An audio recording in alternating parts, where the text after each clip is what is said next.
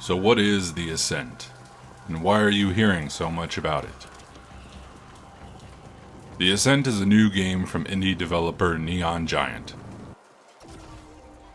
It's a twin-stick shooter with some light RPG elements, a decent story, and a fascinating world to explore. You are an indent, essentially a contract slave to the Ascent Group, the most powerful corporation on the planet Velis. The Arcology, the giant habitation tower you live in, houses a city's worth of people. It was owned and controlled by AG, but when the company suddenly goes under, the Arcology goes into default.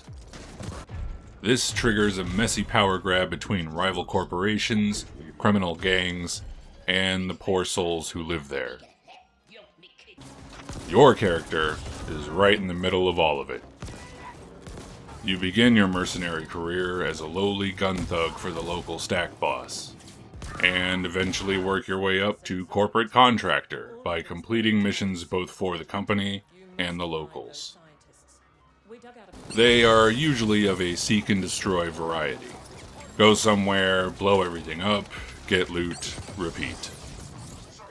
It's quite satisfying. Despite its promising premise, the main story of the Ascent is less than memorable and hardly unique in the canon of cyberpunk.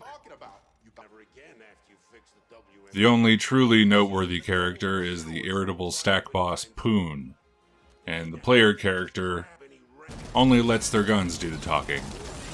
I predicted the final plot twist long before it landed, though I won't spoil it for you here. With all that said, the world building is excellent, revealed through plenty of well-written flavor text. I burned a few hours just flipping through the extensive codex, reading through every bit of lore on the different neighborhoods, companies, gangs, aliens, and AIs one can encounter on Velis.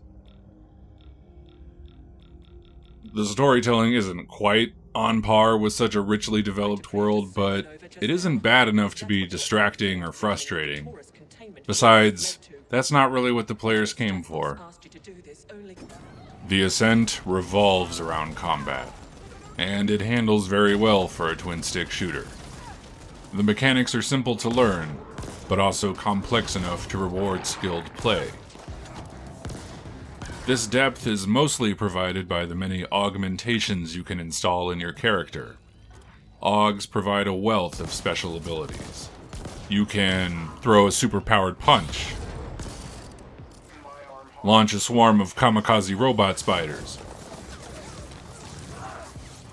or vaporize everything with a beam cannon, just to name a few possibilities. You can equip 2 active and 2 passive augs at the same time, and there's enough to mix and match for numerous playstyles.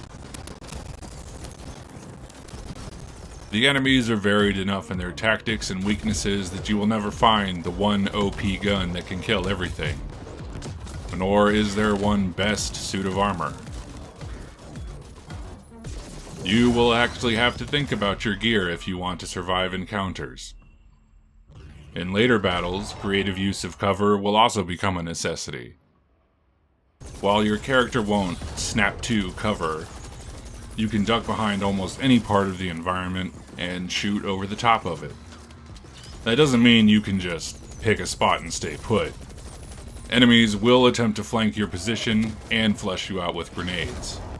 You have to keep moving intelligently, or your character will quickly be reduced to yet another red puddle on the street. Even playing as the tankiest tank that ever tanked, I still found good cover indispensable. So let's get to the real reason everybody's talking about this game. The graphics. The Ascent looks phenomenal. There is no arguing that. It's a stunning showpiece for just how far video game visuals have come. The Arcology has a complex, multi-level design, with homes and businesses stacked atop each other like bricks. And this makes it feel like a dense, vertical urban jungle that is not easy to climb, but fascinating to explore. I probably spent more time just walking around and looking at everything than I did in combat. Every inch of the map drips with cyberpunk aesthetic, from the neon-lit wet pavement of the lower levels to the pristine hospital-white suburbs up at the pinnacle. It's a literal, physical stratification of society, where the quality of life improves the higher the elevator goes. You can see this reflected in the neighborhoods you visit, through the businesses and citizens you encounter there, down to the amount of trash on the street. When the gunfire starts, do the locals run or join in? It's this attention to detail that makes the arcology seem like a real place where people live, work, and play, and not just a series of arenas for players to gun down mobs in.